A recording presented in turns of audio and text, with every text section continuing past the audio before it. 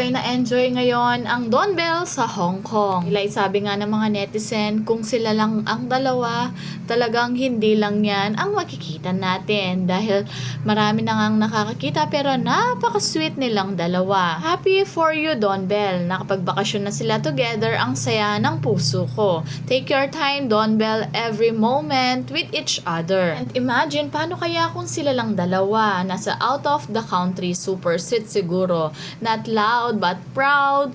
Baka wala tayong makita na free ayuda. Dahil nakita nga ni Donnie na napakainit, talagang bumili ito ng sariling umbrella para payungan si Bel Mariano. Na trending nga ngayon, kulang na lang talaga maging human umbrella na sa para kay friend. Grabe naman po, mag-alaga ang isang friend. Ganyan ba ang friend? Walang halong pagmamahal. Kahit kailan hindi ako mawawala ng payong. Pero yung taga-payong wala. Hero ng isang netizen. Di ko kinakaya pero samantalahin habang layag na layag. Pag sinumpong na naman sila na mag-low-key, makikipagbardagulan na naman sa puwersa ng mga basher. Pareha si Don sa iba, wag lang sa tunay na soulmate. Hindi nga sinasabi ng mga fans ay binuwag nila ang love team nila para lang malayang ilayag ang totoong relasyon. It's been a long since Donnie and Belle answered that it's really them. My God, even Kinder can understand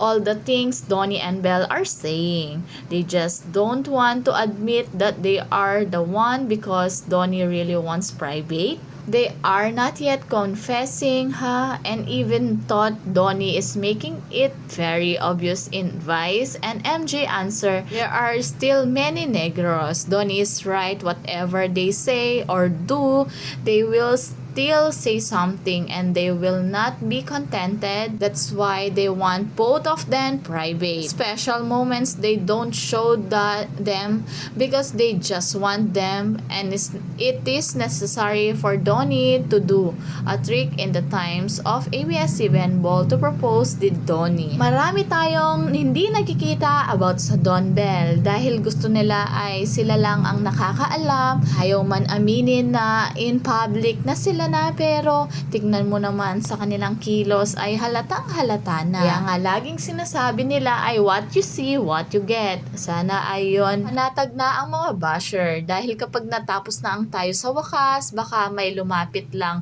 kay Donnie na babae ay agad naman silang gagawa ng kwento at anong iba't ibang pangit na sasabihin about kay Belle. Sana ay wag na natin saktan ang damdamin dahil si Donnie at Belle ay masaya sila kung anong meron sa kanila.